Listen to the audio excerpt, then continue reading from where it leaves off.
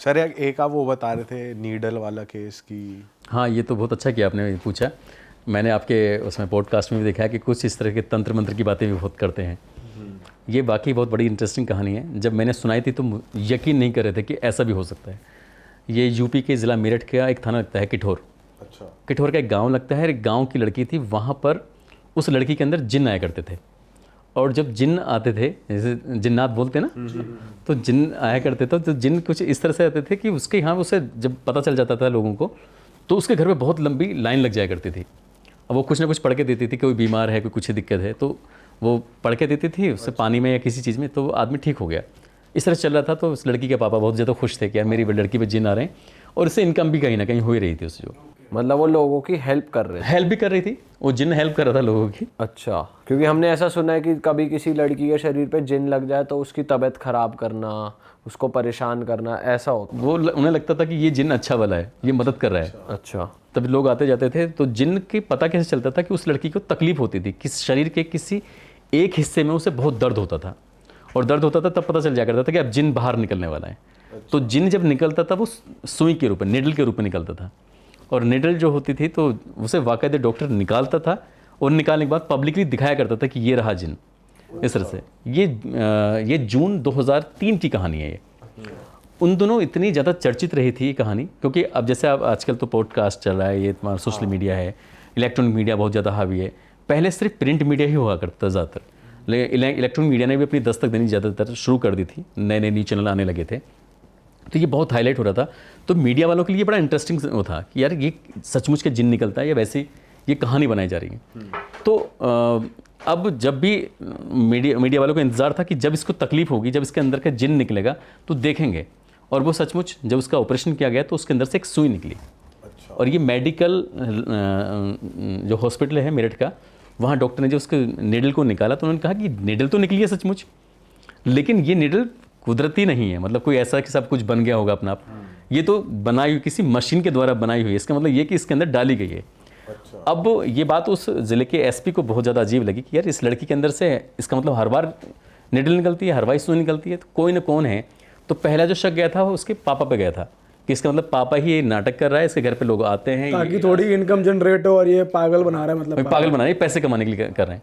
लेकिन जब उसकी गोपनीय रूप से उन्होंने बिना वर्दी के इस मामले की जांच पड़ताल की तो पता चलता है कि लड़की को 7 या 8 महीने पहले बुखार आया था बहुत ज़्यादा तेज, और जिस जगह की लड़की रहती थी वहीं पास में कस्बा लगता है। उस कस्बे में एक डॉक्टर होता है।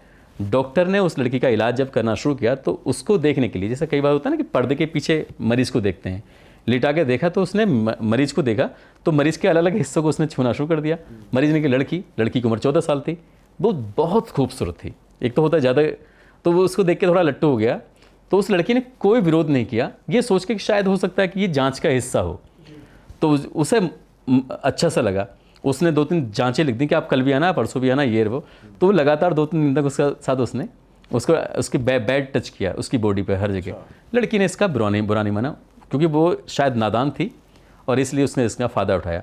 अब उसने एक बेहोशी का इंजेक्शन मंगाया, उस लड़की को दिया और उसके साथ उसने रेप कर दिया। अब जब रेप कर दिया तो लड़की अब कुछ भी नहीं बोल पाई। जब उसे 1-8 घंटे बाद या 2 घंटे बाद उसने कहा कि इसको होश आ जाएगा, ले जाओ उसे, घर पास में था। तो उसने उस लड़की के साथ कई बार रेप किया, और ये बात एक तांत्रिक था, उसने देख ली, उसे पता चल गया, ये अंदाज़ा कि बार बार ही लड़की आ रही है, क्या बात है।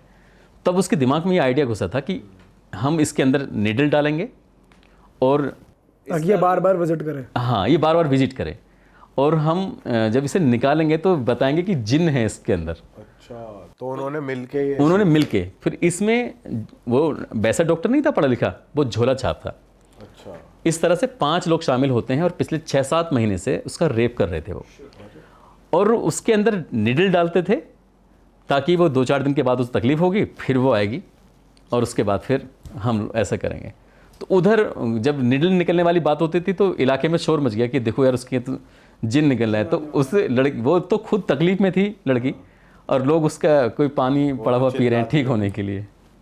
और पापा को भी उसके पता नहीं चला। जब पुलिस को ये बात पता चली थी, उसके पापा को पता चली थी, पापा को बड़ा दुख हुआ उसके, और पुलिस को तो बहुत ही दुख हुआ।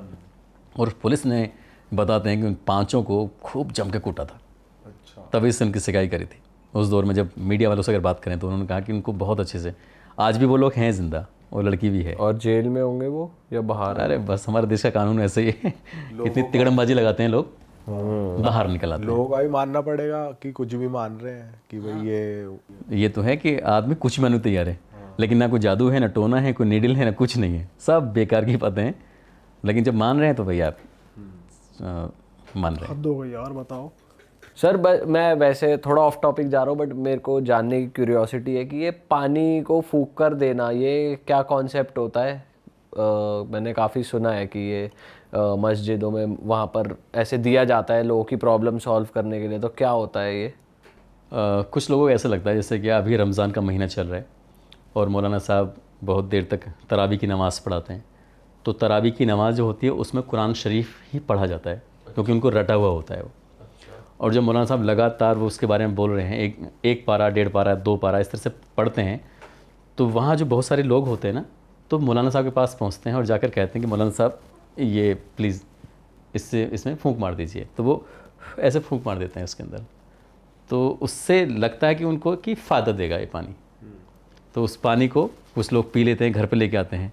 तो उसमें कहीं ना कहीं जो लगातार कुरान शरीफ पढ़ा जाता है मुँह से, तो वो हो सकता है कि उनके दिमाग में होता कि इसके पढ़ने से हाँ अब ये काम करना शुरू कर देगा, ये ताकतवर हो गया, ये मतलब पानी एनर्जाइज हो गया जैसे। अब पता नहीं हो लोगों को लगता है, लेकिन मैंने कभी नहीं किया ऐसा।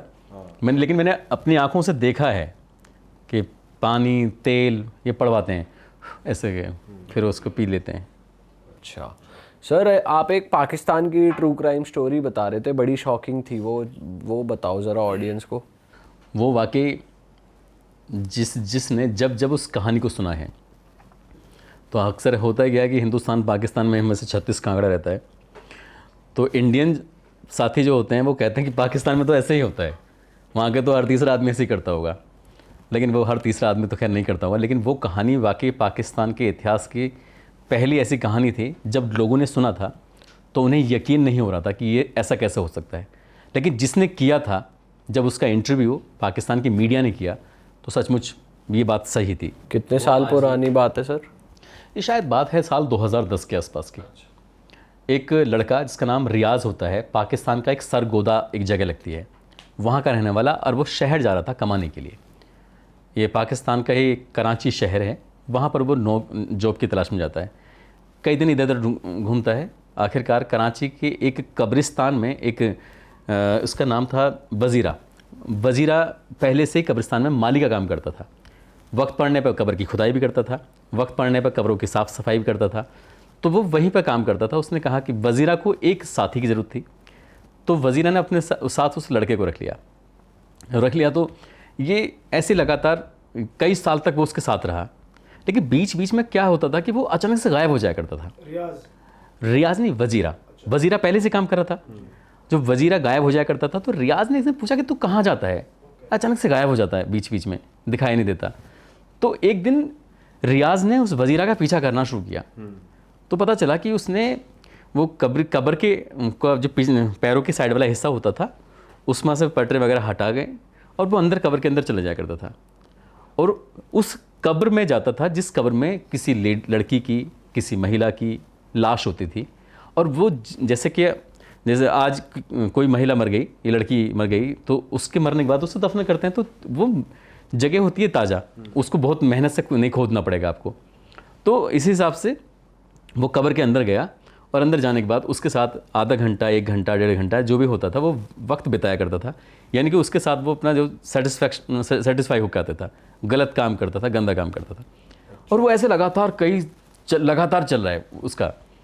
अब रियाज ने तो देखा कि यार ये सब क्या कर रहा है, तो उसने कहा तू यहाँ इसमें करने क्या गया था। तो उसने शुरुआत में झुटलाने की कोशिश करी, लेकिन जब लगातार एक ही सवाल पूछा जाएगा तो उसने बता दिया कि यार मैं ऐसे करता हूँ। तो रियाज को इस बात से बिल्कुल भी आश्चर्य नहीं हुआ कि ये गलत कर रहा है, ऐसे नहीं करना चाहिए। रियाज भी खुश हो गया, उसने कहा ये तो बहुत बढ़िया है, तो यहाँ किसी कहीं जाने की जरूरत भी नहीं है, एक काम करेंगे फिर दोनों चले करेंगे एक साथ उसके। ये सच है क्या सर? ये बिल्कुल सच है, उसका इंटरव्यू है, आप गूगल करना, आप यूट्यूब पर उसका हो सकता है उसका इंटरव्यू पड़ा हो। एक वहाँ का शमा नाम से एक टीवी है, शमा टीवी, उस पर इसका इंटरव्यू आज ही मौजूद है। बाप रे। जब सुना था ना उस लड़की ने, एंकर ने, तो उसको पीटना शुरू कर दिया था पुलिस वालों के सामने। उसे इतना गुस्सा आ गया था, और गुस्से वाली बात भी थी। ऐसे वक्त आगे चलता रहा और वो इंतज़ार करते थे कि कब लड़की की लाश आएगी, कब महिला आएगी, कोई औरत आएगी, कोई दिख जाया करता था, पता चल जाया करता था। उनके बताते कि वहाँ की खास किस्म का उस पर कफन आता था, तो उससे पता चल जाया करता था कि ये लड़की की लाश है या औरत की लाश है या फिर आदमी की लाश है। तो ऐसे इनके बीच में चलता रहा। एक दिन उसको अचानक, क्योंकि वो नशा भी करता था, जैसे ड्रग्स वगैरह लेना या कुछ सूखा नशा, कई तरह के नशे होते, तो नशा करता था, तो वो नशे की हालत में ही सब करता था। शायद इसलिए उसे अच्छे और बुरे का कभी एहसास नहीं हुआ, और इसी चक्कर में उसको बीमारी लगती है और बजीरा मर जाता है। अच्छा। बजीरा जो था वो पहले से जो है उस मालिक का काम करता था, कब्र की खुदाई का काम करता था, तो वो मर जाता है। अब रियाज बसता है अकेला। जब रियाज अकेला बसता है तो रियाज को लगता था कि यार किया जाए कुछ, तो रियाज ने वैसे ही करता रहा, और इसका भी एक वक्त आगे चलता चला गया, मतलब गुजरता चला गया। कितना टाइम खिंच गया होगा सर? 7-8 महीने खिंच गए थे।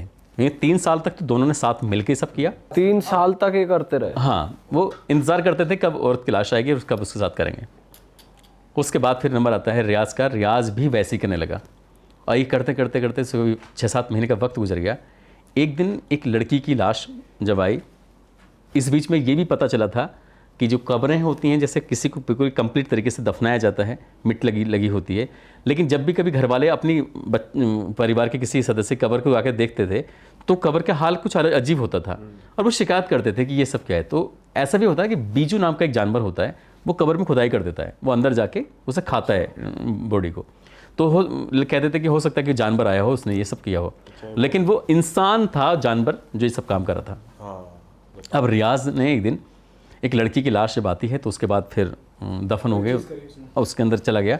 जब उसके साथ गलत करा था ना, तो उसकी जो लड़की के दांत थे वो अजीब तरह से चमक रहे थे, मतलब कुछ अब क्या रहा था वो खुदा की कुदरत है, भाई ऊपर वाला ही जाने।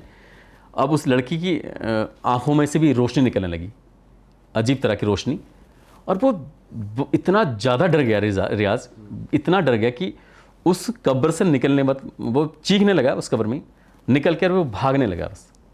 मतलब वो बहुत ज़्यादा भयंकर तरीके से डर जाता है और वो भाग रहा है। अभी तक इस बात का, इस राज का किसी को नहीं पता था कि पिछले 3 साल से 4 साल से यहाँ पर ये सब चल रहा है। और वहाँ पे ये भी तो कहते हैं कि कोई तो देखभाल करता भी है कि भाई यही तो देखभाल कर रहे थे, यही तो उसकी जॉब भी उनकी यही थी कि वो कब्रिस्तान की साफ सफाई, कब्रिस्तान में जो नई कब्र खोदना होता है या किसी कब्र से मिट्टी दाएं बाएं हो जाए तो उसको लगा के ठीक कर दो, तो वो ही रक्षक थे, वो ही भक्षक बने हुए थे। तो जब वो वहाँ से निकल के भागता है तो पब्लिक ने उसको रोका, भाई तुम क्यों भाग रहे हो, क्या है। तो वो इतना डरा हुआ था कि जब उसे हॉस्पिटलाइज किया गया, उसे होश आया 1-2 दिन के बाद, उसके इलाज के बाद, तब उसने कहा कि मुझसे बहुत बड़ी गलती हो गई है। मैं और बजीरा, यानी कि रियाज और बजीरा, ये सब काम करते थे, गंदा काम। खुद ही कन्फेस कर दिया उसने एक्सेप्ट कर लिया कि हाँ मैंने सब किया है। अगर वो एक्सेप्ट नहीं करता तो शायद ही कभी राज खुलता भी नहीं, बात कहीं बाहर आती नहीं, बताने वाला करने तो वाला। उसने कहा कि हाँ 50 तो उसने खुद ने एक्सेप्ट कर लिया था कि लगभग 50 लेडीज के साथ उसने ऐसा सब किया है, डेड बॉडीज के साथ, डेड बॉडीज के साथ। अब वहाँ कोई विरोध करने वाली बात नहीं, कोई क्या करेगा भाई, कोई लड़की होती है उसके साथ कोई गलत करता है तो चीखती चिल्लाती है, वो लाश थी उसके साथ। अब इस पर तो काफ़ी बवाल मचा था पाकिस्तान में, इस बात को लेकर बहुत चर्चा में रहा। नीचता की हद है, नीचता की हद है। लेकिन अफसोस की बात ये थी, इसके बारे में अगर आप ये भी जानोगे ना कि उसको क्या सज़ा मिली, तो ये नहीं पता चलता। कानून, जैसे हमारे यहाँ का कानून बहुत लचीला है ना, और अपराधी अपराध करता रहता है, नहीं तो अगर गल्फ़ कंट्रीज़ में होता तो शायद उसको निपटा देते उसे जो, लेकिन शायद वो लंबे समय तक जिंदा रहा, उसको शायद कोई बीमारी हुई थी, क्या है नहीं है अब इस बात का पता नहीं। हाँ, लेकिन वो उसको कानून ने सज़ा नहीं दी है, मतलब ऐसा जेल में ही रहा है, तो गल्फ़ कंट्रीज़ में तो उसको उड़ा देते।